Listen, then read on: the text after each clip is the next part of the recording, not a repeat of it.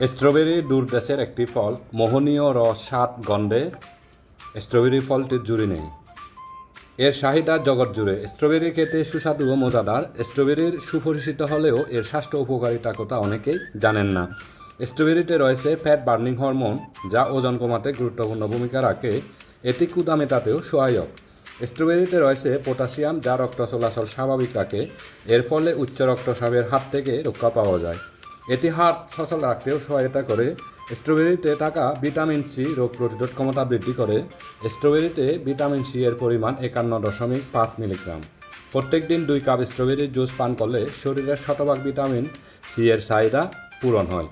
আমরা সবাই জানি ভিটামিন সি আমাদের ত্বককে ফ্রেশ রাখে।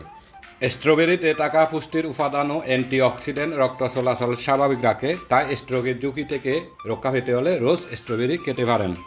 স্ট্রবেরি ক্যান্সার কোষ বৃদ্ধি রোধে সাহায্য করে। ক্যান্সারের বিরুদ্ধে শক্তিশালী ভূমিকা পালন করে স্ট্রবেরি।